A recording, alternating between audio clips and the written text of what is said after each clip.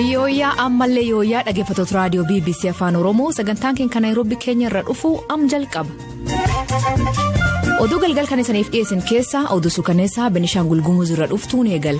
Guyyaa tokko eegee ministeerri muummee Benishaangul malee namni 100 olii ajjeefaman jiraatota dubbifne. Mani isaanii mana keessa bida qabsiisanii innaan isaan naa ba'uu qawween warra harka keessan onni tare shukkoon ajjeesu.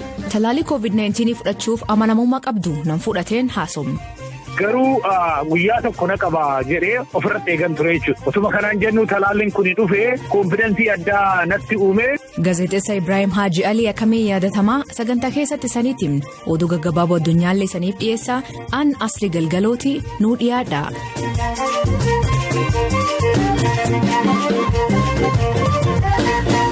Itoophiyaan waan daangaa isiitiif Suudaanii raawwataa jiruun Suudaan eegachiifte. Biyyoonni lamaan kalee Suudaan magaala Kartuumitti marii gaggeessanii turan. Eegii lolli Tigraayitti eegaleen booda daangaa biyyoota lamaanii daangessuutti wal dhibdeen dhalatte. Ammayyuu ittaana gabaas qaba. Itoophiyaan gama daangaa Suudaaniin sochiiwwan taasifamaa jiran waliigaltee duraan taasifame kan cabsudha jechuun aariitiin akka dhaabbatu akeekkachiifteetti. Akeekkachiifni Itoophiyaa har'a dhagahame. Biyyoonni lamaan guyyaa kaleessaa eegalee dhimma daangaa irratti mariin Suudaanitti gaggeessan har'a xumurameera. Marii kana irratti jila Itoophiyaa kan hoogganan ministeera muummee ittaanaa fi ministeera dhimma alaa Itoophiyaa obbo Dammaqaa Mokonninidha. Akka miidiyaaleen biyya keessaa gabaasanitti wanti daangaa irra mudate waliigaltee biyyoota lamaanii kan cabsedha jedheera mootummaan Itoophiyaa. Dabalataan tarkaanfiin Sudaan dhugaa lafa jiru waan jijjiiruuf atattamaan akka dhaabbatuu fi wanti hunduu bakka duriitti akka deebi'u Itoophiyaan gaafatteetti. Akkasumas miidhaan guddaa qonnaan bultootaa fi abbootii qabeenyaa irra dhaqqabe xiyyeeffannoo akka barbaaduu fi atattamaan akka sirratu Itoophiyaan gaafachuun dhagahameera. Walga'iin itti aanu yeroo mijatutti Finfinneetti akka taasifamu biyyoonni lamaan walii galaniiru. Erga mootummaan dhaabatii beelleeffate tarkaanfii fudhachuu eegalee gama daangaa biyyoonni lamaan itti wal dhabanitti walitti bu'iinsi mudateera. Kanaanis gama lamaanuu lubbuun akka darbe ibsameera. Ta'us waraanni Sudaan daangaa irratti waraana hedduu bobbaasuun lafa kiyya jedhu fagoo adeemee to'achuu isaa miidiyaaleen biyyattii gabaasaa turan. Adeemsi Sudaan garuu Itoophiyaa hin gammachiifne.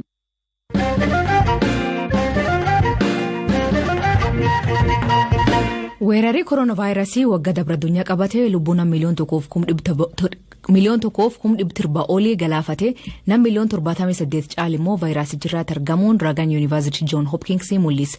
Namoota vaayirasii kanaan hubaman keessaa tokko geeyyi fayyaati. Tallaaliin Faayizaa dhiyootan kennamuu eegaleen namoota fudhataman keessaa tokkonas Daraara Daadhii. Daraaraan magaala Saan Hozee Kalifooniyaa mana yaalaa Plaamtirii keessa hojjeta. Tallaaliin eegaluu isaan ofiitti amanamummoo itti dabaluu himan. Dhugaa dubbachuuf hagammaatitti anillee kanan hin qabamne rabbumatu harka narra qabee malee namoonni hojjettoonni illee warri hojjennullee baay'eetu waan kanan qabamanii rabbumatu na eegee hagammaatti homaa hin qabamne garuu guyyaa tokko na qaba jedhee ofirratti eegan ture jechuudha. Osuma kanaan jennu talaalliin kun dhufee koonfidensii addaa natti uume hagammaa hin qabamne kana booda immoo wanni kun argame. Firii ta'een hojjedhaa homaa rakkoon hin jiru kan jedhudha. Koonfidensii guddaa natti uume. Tarii ogeessonni fayyaa kaan maal jedhu miira akkamii qabu? Kanneen akka keefaa yaaddoo qaban tarii miira akkamii keessa jiru amma? Warri hin fudhan illee hin jirani garuu nama hundaa miti. Namni dhibee adda addaa qabu fakkeenyaaf namni immune systemii rakkoo qabu maybe rakkoo white blood cell nacci jedhamtee waan jedhamu kana rakkoo adda addaa warra qabanii. Fudhachuu fedhiin qabani garuu namni normaaliin namni fayyaa guutuu qabu hundi isaatu dabareenus hin ga'u amma dabareen isaatu nama hin ga'u maaliif manni yaalaa kana kennu kuni namoota murtaa'ee fi hiriira galteeti amma bookdi ta'e the whole week namni baay'een hojjetaan hiree kana argate hundumtuu jechuun hin danda'ama warra dhibee addaa darbee dhibee adda addaa warra qabaniin ala namni baay'een fudhachaa jira. Isatti aanumoo yoon fudhata gaa marsaa lama akka fudhatamudha kan himame. Guyyaa 21 booda. Guddaa galatoomi. Eeshi brother galatoom fayyaa.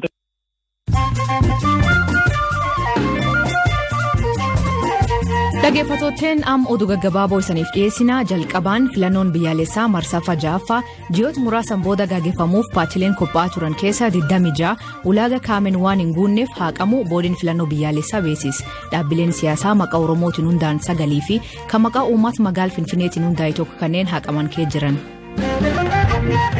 Dhaabbati walaabummaa pireesiif gaazexeessota dhaabbatu Committee to Protect Journalists jedhamu CPJ'n barkan keessa gaazexeessoti 30 ajjeefamuu bu'aa qorannoo haaraa baaseen ibsa.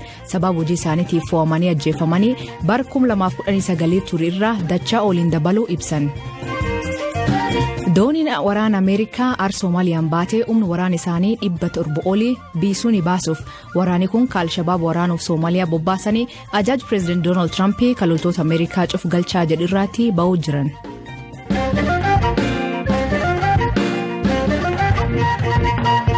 Gaazexeessaa fi artistiin gaamessi Ibrahim Haji ka ogummaa hedduu qabanii fi artii afaan Oromoo guddisuu keessatti gumaacha guddaa taasisan beekaman har'a addunyaa kanirra boqotan. Ibrahim bar dabree galee dhukkubsachaa ture yeroo dheeraaf yaala argachaa turan. Waltinni afaan Oromoo keessatti baroof hedduuf tajaajilaa turan Faana Broadcasting Corporate keessatti gaazexeessummaan yeroo dheeraaf hojjetan. Keessumaatti sagantaa isaan qopheessanii dhiyeessan Faana Afaan Oromoo jedhamu namoota hedduu biraatti jaalatamu. Ibrahim har magaal Finfinnee tawwaalam. Faana Broadcasting Corporate kutaa afaan Oromoo qopheessaa muummee kataan obbo Idris Guddatoo dhimma obbo Ibrahim irraa akkan jedha. Jalqaba irratti faanni afaan Oromoo qabeenya Euroolas keessatti nu dhiisee darbe keessaa tokko jechuun ni danda'ama. Faanni afaan Oromoo tiimiin kun waamichumti moggaasa isaa kun yaada isaati. Tiimii isaa isatu boce. Isatu guddise isatu kunuunse jechuun ni danda'ama. Abaqaalee asiin ga'e jechuun ni danda'ama. Hanga har'allee achi keessatti sagaleen isaan dhaga'ama. Faana afaan Oromoo lammaffaadha jedhee kan ani fudhadhuu fi kan ammallee sagantaa garbirootti guddatee nu wajjin fuullee jiru.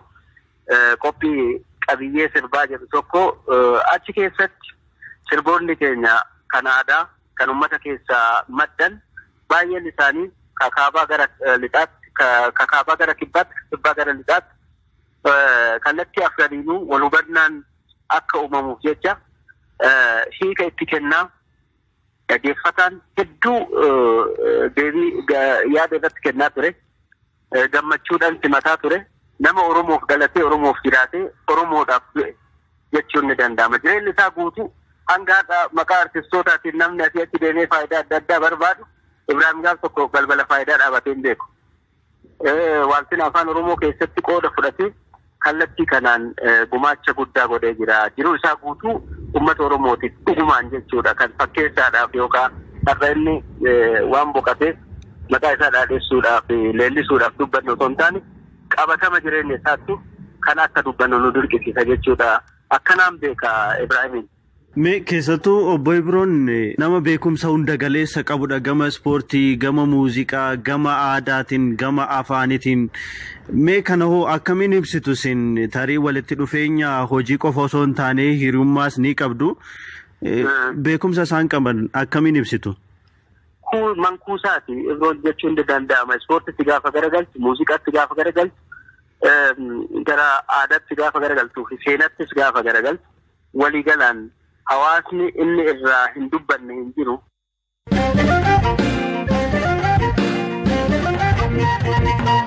Naannoo Benishaangul Gumuz godina Matakal Aana Bulaanatti haleellaa qamoonni hidhatan raawwataniin namoonni 100 olii ajjeefamuu akinoollee jiraatonni himan. Godina Matakaliitti ajjechaan sabaa bu'uura godhatee irra deebiin raawwataa ture. Ajjechaan kun eegikalee ministeerri muummee Abiy Ahmad qondaaltota mootummaa federaalaa olaanoo waliin rakkinicha furuu fi jiraatota waliin mari'atanii deebi'aniin booda raawwate. Jiraatan Aana Bulaan BBC'n dubbise ajjechaan raawwatee sukkaneessa ta'uu hima. Ammayyuu ittaanatu dubbise. Amma namni fira keenya du'eenaani waan isaanii amma shanyee bu'aa jirna. Abbaa koof firaadha baay'ee firaadha. Eenyudha moo? Kumarraa. Obbo Kumarraati? Obbo Kumarraa. Yoom ajjeefaman? Har'a ganama sa'aatii 2. Eenyutu ajjeese? Warra shiftoota. Isaan qeeruma turanii? Bakka baay'ee nama fixanii har'a.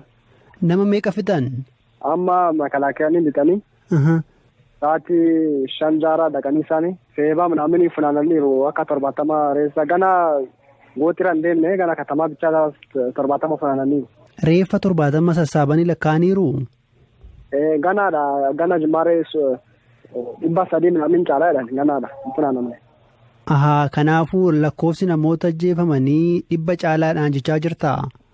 300 caala ganaadha makalaakiyaan funaanan jiruudha. Amma reeffi eessa jira reeffi sassaabame? Mana isaaniirraa funaananii kaanii dhiisan. Eessatti ajjeefaman? Manni isaaniirra mana keessa abidda qabsiisanii innaan isaan innaa ba'u qawween rukutu. Manatti abidda qabsiisanii gaafa miliquuf manaa ba'an immoo ala dhaabatanii qawweedhaan rukutu? Bakka hunda akkasuma ajjeesanii? Qestoon shukkaanii maashonii aggatanii mageessanii caaka keessa. Kan ukkaamsanii fudhatantu jira? Baay'eedha isaanii. Amma teessa jirta magaalaadha moo baadiyyaadha? Magaalaadha. Magaalaa maal jedhamtu? Bulan. Duuba kee sagalee dhagaa bataskaanaadha jirtu? Awwaal jedhataniiti? Ganaadha boor malee har'a hin danda'amudha. Ganaadha mana keessa dhiisanii bo'aa jiru namni malee fira gana hin dhufne. Firris hin dhageenye? Gana ijoollee isaanii gana hin dhufne. Qawweedhumaan immoo maaliin ajjecha raawwatan? Isa amma inni qawween ajjeessan. Isa fira keenya. Namoota akkamii ajjeesu isaan? Dhalayyuu dhiirayyuu ijoollee hundeedhaan isa argatan diimaa hunda ajjeesuu darbu. Diimaan maali? Maal jechuudha diimaan? Warra qayyoota jechaadha. Fuula diimatammoo? Shinaashan jedhanii Oromoo AMHARA hin jedhan hunda ajjeesuu darbu. Qawweedhumaan ajjeesu? Warra harka keessaan ol lixani. Shukkoon ajjeesu. Warri fiigaa turan immoo qawween ajjeesu. Sa'aatii meeqatti dhufanii gaamma isaan? Sa'aatii 3 akaabii dhufanidha. Barii dhufanii? Barii dhufanii bakka ajjeesuu jammaranii mana gubachuu jammaran. Hospitaal magaal bulan argamuutti nasii ta'uun ka hojjetan namni maqanaaf dhossaa jedhu haleela raawwateen namoonni 40 ta'an gara isaanii dhufu dubbatan. ጠዋት ላይ ተኩስ ነበር ተባለ ወደዛ ቦታ ከዛ ገነመ በከሰነቴ ዱካስነ ቱሬ ጀደመ ሰዓት 5 fi 6 booda namoonni lakkoofsan 30 hanga 40 ta'anii fi miidhaman yeroo ammaa hospitaala jiru kanneen miidhaan guddaan isaan mudate jiru karrasaasaan akkasumas waxxeen waraanamanis jiru kanneen baay'ee miidhamanii hospitaala seenan jiru hanga yoonaa kanneen hospitaala dhaqqaban keessaa daa'imni waggaa 4 taatu duuteetti namoonni achi dhaqanii arganii dhufan akka nutti manitti namoonni 150 fi isaa ol ta'an ajjeefaman yeroo jedhama reeffi hin baanes jira. Haa ta'u malee sabab galtee meedikaala hin guunneef kanneen isaan bir dhufan tajaajila guutuu argataa jiru jedhanii akiyyaanne BBC'tti himan. ያለው ትራንስፖርቴሽን ችግር ስላለ ግብአቶችን ማሟላት አልቻለም ነበር. ታጅበን ካልሆነ በስተቀር ለተቋሙ አገልግሎት መስጠት ሰበብ ረኮ ጌጅባ ቱሬፍ ገልቴ ሜዲካላን ጉተን ቱሬ ዮ ወራንን ወጅኒን ሶቾይ መሌ ቆሪቸ ፊዱ እንደንደኝ ቱሬ ከነን ሚደመኒ ኑብረ ጅረን ገርጋርሰ ዱራዮ ተይ መሌ ወላንሰ ስሪ ያርገቱ ጀቹን ረክሳዳ ወላንሰ ከኖፉ ሁምና ሆስፒታል ቻኑ ሊዳ እና ታሙ በላይ ነው ህክምናውን ለመስጠት ማለት ነው ቡልቻን ጎዲና ማታካል ዲሚች ጋፈኔ ኦቦ አንቲኩት ሽቱ ወልጋይራ ጅራ hin dhageenne jechuun deebisan gamkaaniin dubbii himaa naannichaa obbo Mallasa Bayyaanaa haleela raawwachuun mirkaneessee garuu namdu'ee odeeffannoo guutuu akka hin qabne dubbatan. የጉዳት መጠኑ በጣም ከፍተኛ እንደሆነ ነው እዛ አካባቢ ላይ ባለኝ መረጃዎች የሚደርሱኝ odeeffannoo dhaqqabaa jiruun miidhaan dhaqqabee jiru olaanaa akka ta'edha aanaa bulan ganda bakkujjii jedhamutti humnoonni fara nageenyaa tarkaanfii fudhataniiru taateen raawwatee gaddisiisaadha erga dhukaasni dhaqqabee booda raayyaan ittisa biyyaa humni fara ripheelodaas milishaanis rakkinicha qolachuuf carraaqaa jiru hanga dhumaatti qulqulleessuuf humni dabalataa seenee humnoota fara nagaa irratti tarkaanfii fudhataa jiru. ተጨማሪ ኃይልም እዛ ገብቶ እነዚህ ጸረ ሰላም ኃይሎች ላይ እርምጃ እየወሰደ ነው ያለው። Ajjechaan Beenishaangul dhaqabu kun ka duraati miti. Duraan mootummaan Itoophiyaa gareen ajjechaa kan raawwatu TPLF walitti hidha qabaa jechaa ture. Dhaggeeffattoota keenya sagantaan keenya karoo biyya ganumaa an waliin turuu keessaniif hedduu isin galatoomfanna. Oduu dabalataa weebsaayit keenya BBC News Afaan Oromoo irra dubbisa. Qopheessan sagantaa kanaa ammaa yoo ittaanaa ture kan isiniif dhiyeesse an asli galgalooti yoo waaqee jedhu borsaatti akkana walitti deebina nagaa waaqa keenuu bulaa oraa bulaa deebanaa hangafamaan dhan bula.